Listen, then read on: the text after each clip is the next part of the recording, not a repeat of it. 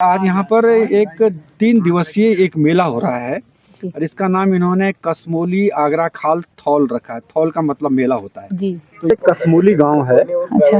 और ये जमीन उन्हीं की है। हम लोग जहाँ पर खड़े हैं विंटर लाइन रेस्टोरेंट से हम लोग ऊपर आ चुके हैं कसमोली गांव में। और यहाँ पे अभी नीचे जो पहाड़ी पैडलर थे जो साइकिलिंग करके देहरादून से यहाँ पहुँचे हैं विंटर लाइन रेस्टोरेंट में, उन्होंने अभी खाना खाया तो हमारे साथ ही अब वो लोग अपनी पैडलिंग करते हुए कसमोली गांव में आ रहे हैं क्योंकि शाम की यहाँ पे इवेंट्स हैं। और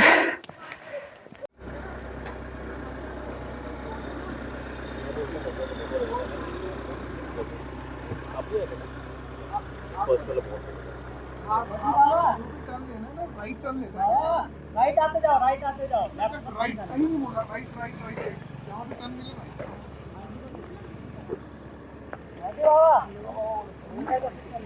आ गए फिर हम यहीं। अरे अपन तो टेंट में सजाएंगे बाकी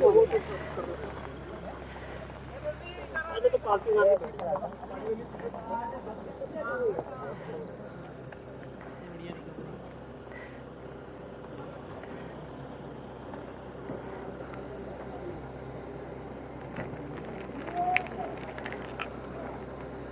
आप यहीं रुकेंगे आज? अच्छा।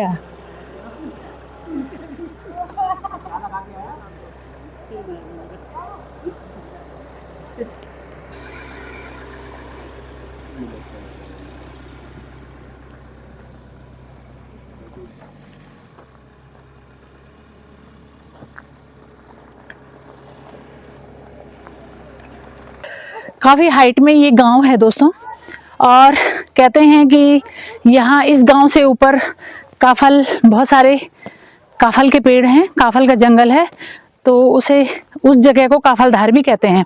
तो यहाँ के काफल देहरादून बिकने के लिए जाते हैं। मोली हाइट्स, और यहाँ बहुत ही खूबसूरत दृश्य। वाह, ये शिव जी का मंदिर है आगे, अभी वहाँ पे पार्किंग है। और ये सामने बांज का जंगल, और इसे कहते हैं काफलधार भी कहते हैं ऊपर की तरफ। ये है कसमोली गांव का दृश्य, बहुत शानदार दृश्य। यहाँ से हरे भरे परिदृश्य, शांत वातावरण और हिमालय के मनोरम दृश्य, विंटर लाइन का व्यू ट्रैकिंग और प्रकृति प्रेमियों को आकर्षित करती है। यह थौल हर साल दिसंबर में आयोजित किया जाता है। आज इस थौल में जाने माने पर्यावरणविद श्री कल्याण सिंह रावत जी, जो मैती आंदोलन के प्रणेता है, भी आए हैं। आइए उनसे मुलाकात करते हैं और इसके बारे में जानते हैं। नमस्कार भाई साहब। नमस्ते। यहाँ पर एक कसमोली गांव है। अच्छा। और ये जमीन उन्हीं की है। हम लोग जहाँ पर खड़े हैं जी। ये लोग स्थानीय भाषा में से बुग्याल कहते हैं। हालांकि ये बुग्याल नहीं है, लेकिन एक बुग्याल का ही आकार है, तो लोग इसको बुग्याल कहते हैं। यहाँ पर शिव जी का मंदिर है, और यहाँ से सामने कुंजापुरी दिखाई दे रही है सामने। अच्छा। कुंजापुरी का मंदिर भी दिखाई देता है। और इधर बिल्कुल बहुत ही घना फॉरेस्ट, आप देखेंगे कि उत्तराखंड के सबसे अच्छे फॉरेस्ट में इस तरह के फॉरेस्ट गिने जाते हैं जहाँ पानी की व्यवस्था अच्छी रहती है। तो ये सारा बांज का जंगल है। हाँ जी। और ये ऊपर टॉप दिखा दे रहे हैं आपको सामने। ये हाँ जी। तो यहाँ के लोग कहते हैं कि इस टॉप में जो है डिवाइन गॉड रहती हैं, जिनको हम एडी आचरी कहते हैं। ये रहते हैं और ये इनकी पूजा भी करते हैं। और ये इस जंगल की वजह से यहाँ पानी भी अच्छा है। और ये आज यहाँ पर एक 3 दिवसीय एक मेला हो रहा है और इसका नाम इन्होंने कसमोली आगरा खाल थौल रखा है। थौल का मतलब मेला होता है जी। तो यहाँ की भाषा में उसे थौल कहते हैं। तो ये थौल यहाँ पर चल रहा है, आज दूसरा दिन है। सौभाग्य से हमारे यहाँ पर रजिस्ट्रार साहब श्री प्रोफेसर सती जी भी पहुँचे हैं और उनके साथी भी आए हैं, और ये हमारे लिए बड़े गौरव की बात है। और बहुत सारे हमारे जाने माने यहाँ पर फोटोग्राफर आते हैं, और ये देहरादून से एक पूरी टीम अभी साइकिल की आई है, साइकिलिस्टों की आई है जी। और वो पूरा देहरादून चल करके यहाँ आए हैं लगभग 50-60 लोग हैं वो, और उन्होंने इतनी लंबी दूरी कर करके अब यहाँ पर आएंगे। अब शाम के टाइम पर यहाँ पर एक पतंगबाजी होती है, पतंग का जी। यहाँ पर एक आयोजन होता है, बच्चे आते हैं सारे और यहाँ पर पतंग उड़ाई जाती है। तो ये यहाँ के लोगों का एक नया एक पर्यटन स्थल विकसित हो रहा है। जी। अभी इसको हुए लगभग 2 साल हुए हैं, अच्छा। लेकिन अभी इस साल में कुछ बहुत सारे पर्यटक आए हैं, बहुत सारे लोग आए हैं। इसका प्रचार प्रसार भी अच्छा हुआ है जी। और अब बाहर से भी, दिल्ली और बम्बई से भी कई लोग अब यहाँ आ रहे हैं इस कार्यक्रम में, क्योंकि यहाँ की सुंदरता और यहाँ के कार्यक्रम देखने के लिए। तो यहाँ जो इवेंट्स होते हैं इनमें स्थानीय जो महिलाएं होती हैं अपने खाद्य पदार्थ, अपने पकवान बना करके लाते हैं और यहाँ उनका प्रदर्शन करते हैं, लोग उसको खरीदते भी हैं। स्थानीय उत्पादों का यहाँ पर विपणन भी होता है। साथ में यहाँ पर स्कूली बच्चों का भी कार्यक्रम होता है, उनके खेल कूद होते हैं, प्रतियोगितात्मक उनके कार्यक्रम होते हैं, जी। सुलेख है और इस तरह के आप कहेंगे कि खेलों में प्रतियोगिताएं होती हैं। जी जी। और स्थानीय महिलाएं भी यहाँ पर आकर के अपने जो हमारे परंपरागत गीत हैं, नृत्य हैं, इनको यहाँ पर लाते हैं, स्टेज में उनका प्रदर्शन करते हैं। सरकार की तरफ से भी यहाँ स्टॉल लगाए जाते हैं, हर विभाग आते हैं, वन विभाग और कृषि विभाग और आते हैं, उनको भी अपनी यहाँ पर अपने जो सरकार से संबंधित जो प्रचार प्रसार की सामग्रियाँ उनको लेकर के आते हैं। जी जी। और इससे बढ़िया यह है कि रात को यहाँ पर लोग आकर के कैंप फायर करते हैं। और सबसे ज़्यादा जो अच्छी व्यवस्था यहाँ पर है, जिसको देखने के लिए लोग आते हैं, आज तक मसूरी को देखने के लिए जाते थे लोग कि वहाँ विंटर लाइन दिखाई देती है और उस विंटर लाइन को देखने के लिए देश विदेश के लोग जो है मसूरी तक आते थे, लेकिन कभी किसी ने यहाँ पर रह करके विंटर लाइन नहीं देखी कि यहाँ से कितनी खूबसूरत विंटर लाइन यहाँ उसको दिखाई देती है। शाम के समय जब यहाँ सूरज डूबता है तो उसकी जो लालिमा और पूरा आकाश में जो पूरा ये रंग छाए जाते हैं वो देखने लायक होते हैं। तो ये यहाँ पर एक पर्यटन स्थल के रूप में बहुत संभावनाएं हैं यहाँ पर कि हम इसको पर्यटन के रूप में यहाँ पर वो करें, आगे बढ़ाएं। और इस बार यहाँ के जिलाधिकारी ने भी काफ़ी इसमें इनिशिएट किया है, वो भी इसमें वो है कि यहाँ पर इस पर्यटन के रूप में यहाँ पर एक जो मेला लगाया जाता है उसको आगे बढ़ाया जाए। और विशेषकर ये अब युवाओं ने इसमें हस्तक्षेप कर लिया है, ज़्यादातर युवा लोग आ रहे हैं और उसमें साहसिक अभियान से जुड़े लोग आ रहे हैं, जाने माने फोटोग्राफर आ रहे हैं और वीडियोग्राफर आ रहे हैं, ये सब यहाँ पर आ रहे हैं क्योंकि यहाँ पर जिस तरह की प्रकृति और जहाँ इस तरह का पूरे लोगों को जो आयाम मिलता है ना, तो ये सब एक ही जगह पर मिल जाता है उनको। इतना खूबसूरत फॉरेस्ट। शाम को हमारे यहाँ पर पक्षी विशेषज्ञ हमारे यहाँ पर भटजी आए हैं और कॉर्बेट नेशनल पार्क से, तो यहाँ लोगों को बताते हैं कि शाम के समय यहाँ कई जानवर अपनी आवाज़ निकालते हैं, तो उन आवाज़ों को बताते हैं कि इस जानवर की आवाज़ है, इस जानवर की आवाज़ है। और फिर यहाँ पर जंगल भ्रमण भी होता है, जो लोग आए हैं यहाँ पर ये सब यहाँ जंगल ले जा करके उनको यहाँ की वनस्पतियों के बारे में, यहाँ की संस्कृति के बारे में, यहाँ के घास और जो वनस्पतियाँ उनके बारे में उनको बताया जाता है कि यहाँ इस तरह की घास है, इस तरह क्या जो समस्याएं भी आ रही हैं, जो जिस तरह से जलवायु परिवर्तन हो रहा है उससे जो समस्याएं भी यहाँ सामने आ रही हैं उनके बारे में भी बताए जाते हैं। अब देखिए इतना सुंदर यहाँ पर एक घास का मैदान है, अब इसी के बीच में ये सारा लेंटाना भी आने वाला है, काला बांस भी आने वाला है।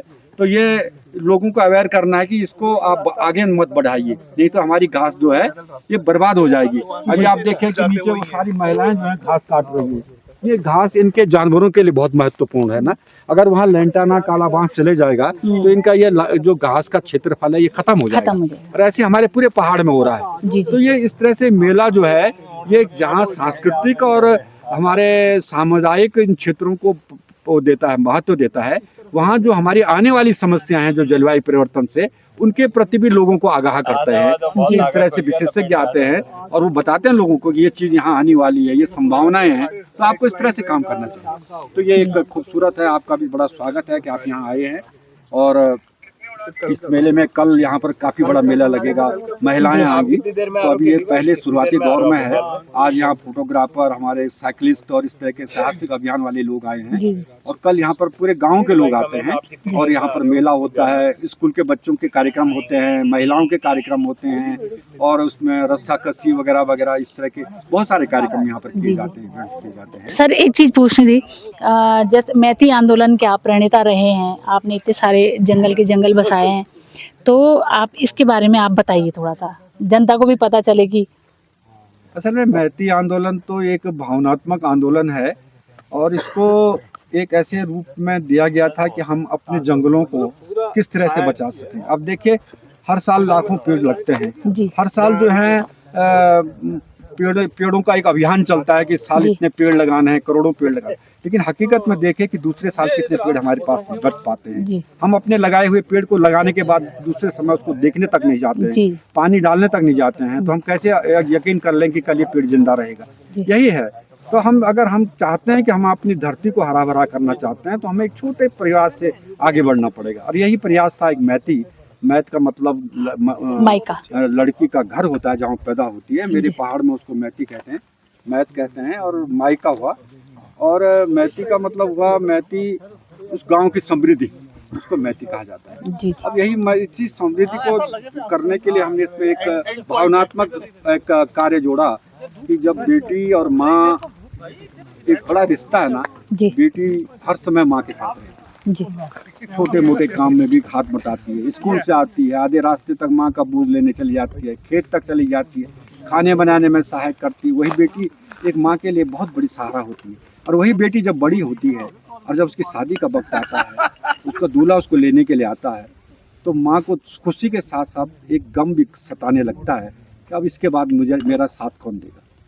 तो ये जो प्यार और दर्द, ये मैंने एक मैती आंदोलन का एक नया रूप दिया कि जब बेटी अपने दूल्हे के साथ विदा होगी तो उस समय वो अपने माँ के पास एक सौगात छोड़ करके जाएगी, अपनी शादी की यादगार में एक पेड़ लगा करके जाएगी। जब वो चले जाएगी तो उस पेड़ को अगर कोई नहीं बचाएगा, माँ जरूर बचाएगी, क्योंकि माँ का जो रिश्ता उस पेड़ से बन जाता है, उस पेड़ को उस पेड़ में अपनी बेटी को देखती है, उस पेड़ को कभी काटने नहीं देगी, उसको उसमें लगातार पानी डालेगी। जब वो सींचेगी, बच्चे की तरह सींचेगी। उसको ये पता है कि जब बेटी लौट के आएगी, कल उसके बच्चे हो जाएंगे, तो वो जरूर वो अपने बच्चों को बताएगी कि ये पेड़ हमने लगाया है, इस पे जो फल लगे हैं बेटा इसको खाओ। तो बच्चे जब उन फलों को खाएंगे तो उनके अंदर भी एक भाव आएगा कि हमारी भी जब शादी होगी हम भी एक पेड़ लगाएंगे। ये एक संस्कृति है और वो संस्कृति प्रकृति को बचाने के लिए जा रही है। तो संस्कृति और प्रकृति का मेल ही मैती आंदोलन है। और इसमें एक एक पेड़ लगता है। जब एक शादी होती है गांव में, एक पेड़ लगता है। और मेरे गांव में अगर एक साल में 10 शादियां हैं तो 10 पेड़ लगेंगे, वो जिंदा रहेंगे और 10 साल में इतने पेड़ हो जाएंगे, मेरा गांव हरा भरा हो जाएगा। और जब हरा भरा होगा तो गांव में पानी के स्रोत नहीं सूखेंगे, लोगों को हवा मिलेगी, स्वच्छ पर्यावरण मिलेगा, उसमें छाया मिलेगी, फल मिलेंगे। वो गांव एक एक बेटी के लगाए पेड़ के द्वारा समृद्ध हो गया। यही मैती आंदोलन है। और दूसरा तरफ यही बेटी जब अपने ससुराल पहुंचती ना, तो हमारे पहाड़ में एक और परंपरा है कि जब मेरे गांव में कोई नई दुल्हन आती है तो सबसे पहले उस दुल्हन से जो काम कराया जाता है वो है पंदेरा पुजाई, धारा पुजाई, नौला पुजाई। यानी उस बेटे को सबसे पहले पानी दिखाया जा रहा है कि बेटी इस गांव को अगर जिंदा रहना है तो इस पानी को बचाना है। ये इसके भाव थे जो पुराने लोगों ने हमारे पंदेरा पुजाई के जो भावना डाली थी, इस तरह से। और वो बेटी उस पानी की पूजा करती है और उसके बाद वहाँ से पानी भर करके अपने पूरे परिवार को पानी पिलाती है। पिलाने का मतलब एक संकल्प दिलाती है कि मैं भी इस पानी को बचाऊं। तो पूजा करने से पानी नहीं बचेगा, पानी तब बचेगा जब हमारे पास जंगल होंगे, पेड़ होंगे। तो वहाँ भी हमने पंदेरा पुजाई के समय एक पेड़ लगाने की परंपरा डाली है। वो अपने ससुराल में भी एक पेड़ लगाएगी ताकि पानी जिंदा रह सके। तो इस प्रकार से मैती आंदोलन में 2 पेड़ लगते हैं, एक तो माँ के पास और एक अपने ससुराल में, जिसकी को खुद अपने आप जो है उसकी रक्षा करती है। तो इस प्रकार से ये एक अभियान, छोटा अभियान शुरू हुआ 1995 में और वहाँ से धीरे धीरे लोगों ने इसको आत्मसात किया। आज जो भी निमंत्रण कार्ड छपते हैं उसमें भी लोग छापने लगे हैं। शादी की बेटी की यादगार में पेड़ लगाने लगे हैं। वो पेड़ जब बड़ा होता है तो ये यादगार बनता है, बच्चों के लिए प्रेरणा स्रोत बनता है।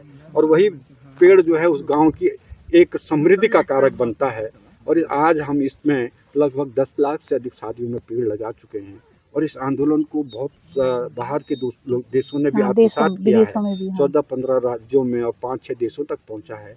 कनाडा की प्रधानमंत्री आई थी फ्लोरा डोनाल्ड, उसने कहा मेरे दिल को अगर किसी बात में छुआ छुआ है है। तो ये आंदोलन है। मैं कनाडा जाकर इसको बताऊंगी। और वास्तव में वहाँ उन्होंने इसको बताया, जब वहाँ से 2-3 लड़कियाँ यहाँ रिसर्च करने आई तब हमें पता लगा कि वहाँ के लोग भी इस चीज़ को आत्मसात कर रहे हैं। अभी यहाँ पर माननीय प्रधानमंत्री हमारे मोदी जी ने एक बार मेरे को पत्र लिखा था। जो पत्र मेरे पास आया तो उन्होंने कहा कि राव जी, ये जो आपका एक आंदोलन है, ये मैंने इसका संज्ञान लिया है, मुझे बहुत अच्छा लगा है और इस आंदोलन को आप आगे बढ़ाइए और ये सतत चलना चाहिए। तो मुझे बड़ी खुशी हुई। और उसके बाद तो 2 साल बाद मुझे पद्मश्री मिला, लेकिन तब जो पत्र आया था तो मुझे बहुत खुशी हुई थी कि एक प्रधानमंत्री, मैंने उनसे कभी बातचीत नहीं की, कभी पत्र नहीं भेजा, अचानक उनका पत्र आया तो एक बहुत बड़ी प्रेरणा मिली। और उसकी सबसे बड़ी बात ये हुई कि आज हमारे प्रधानमंत्री जी कहते हैं कि बेटी के नाम, माँ के नाम एक पेड़। उसके पीछे यही भाव निहित है कि एक बेटी जो है अपने माँ के पास एक पेड़ लगा करके छूट जाती है और उसको एक बेटी की तरह माँ उसको पालती है, उस पेड़ को बचाती है। और यही भाव जो है, जो हमारी संस्कृति का अंग बन जाएगा तो कल आने वाले समय में एक एक पेड़ लगता जाएगा। आज करोड़ों शादियाँ होती हैं, अगर करोड़ों शादियों में यह अभियान बन जाए तो हमें इतने लाख खरबों रुपया जो हम वृक्षारोपण पर खर्च कर रहे हैं वो बच जाएगा और उसका उपयोग हम अपने विकास कार्यों में करेंगे। तो ये छोटा सा आंदोलन आज हमारी उत्तराखंड की बेटियों का आंदोलन है, आज दुनिया ने आत्मसात किया है, इसमें मुझे बड़ी खुशी है। और आप इस कार्यक्रम को और आगे बढ़ाने के लिए प्रयासरत हैं। मैं आपका बहुत बहुत धन्यवाद करता हूँ। और आप इस कसमोली की धरती पर आए, आज आपने यहाँ पर हमें अवसर दिया बोलने का, मैं आपका बहुत बहुत शुक्रिया अदा करता हूं। धन्यवाद सर, बहुत अच्छा। और मुझे आशा है कि ये ब्लॉग जो है सभी लोगों को आत्मसात करना चाहिए, जो इसमें बातें बताई हैं, और सभी लोग इसको अगर ग्रहण करें तो बहुत अच्छी बात है और हमारा पर्यावरण भी बचेगा। और हमारा, जैसे आपने बताया कि एक पेड़ माँ के नाम, तो सर ये हर प्रोग्राम में अब ये हो रहा है आजकल कि पहले हम पेड़ लगाते हैं, उसके बाद प्रोग्राम की शुरुआत करते हैं। बहुत बहुत धन्यवाद सर।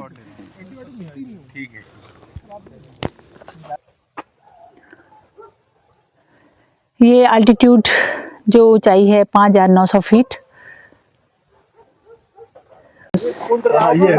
प्रोग्राम के लिए।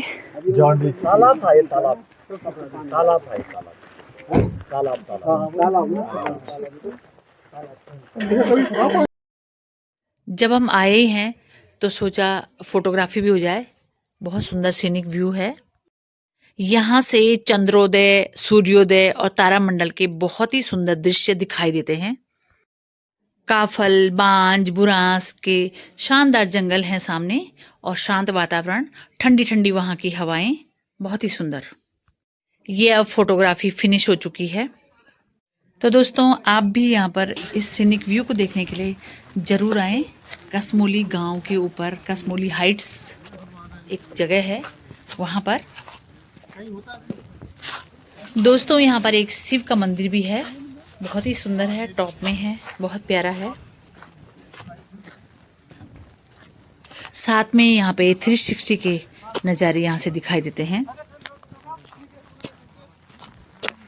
तो दोस्तों बहुत ही खूबसूरत जगह है, आप भी ज़रूर आइए।